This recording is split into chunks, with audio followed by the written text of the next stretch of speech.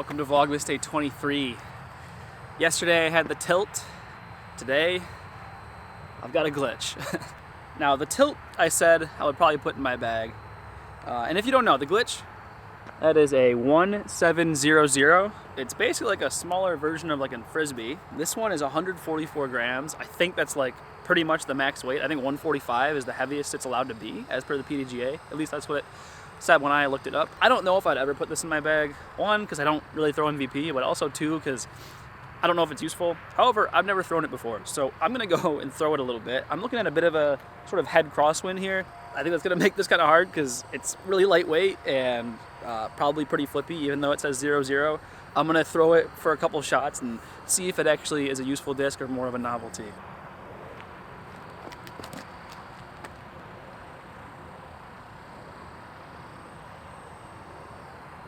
Okay, it didn't really turn over, really.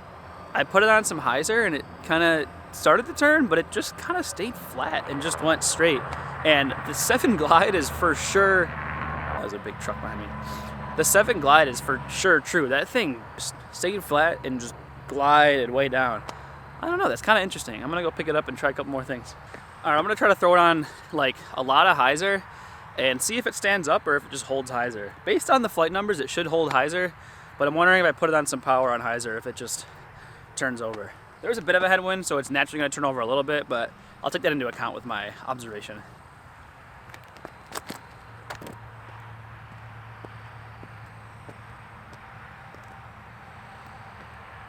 That was super weird because it's so light. It felt weird throwing on hyzer or something that's like, even though it's like, what, 30 gram difference, right? It just feels like really weird.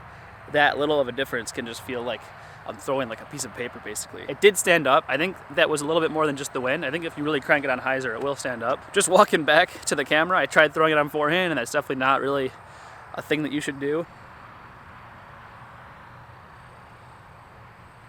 On the disc, it actually says it's a hybrid catch disc, so I'm assuming it's supposed to be like a disc you can throw but also like play catch with. I don't really know what it's marketed as. Maybe I should look that up. All right, so right here on MVP's website, it says the glitch is a hybrid catch disc designed to blur the lines between disc golf and a catch disc. Just a flick of the wrist is all that stands between you and a game of catch on the beach or an approach to the green. Available in 140 to 154 grams.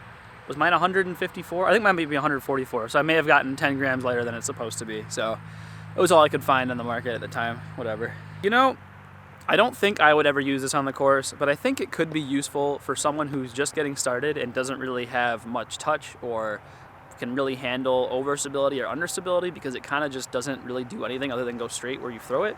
And it could be good as just like a warm-up disc before a tournament. I've heard a lot of guys say that they'll throw discs to just kind of get their arm warm right before a tournament, you know, other than like throwing into a net. Just like playing catch with a disc like a glitch or like a Frisbee, just to kind of get warmed up, can be something to get your arm a little warm and just get going. So I could see that's something I just throw in the back of my car, and if I'm like, hey, you want to just throw this around a little bit, get warmed up, like that could be actually pretty useful for me. So that would be the only use case I would use it for, but I think it could be good for beginners or someone with like a slightly weaker arm. So yeah, that's my verdict. Hope that was useful.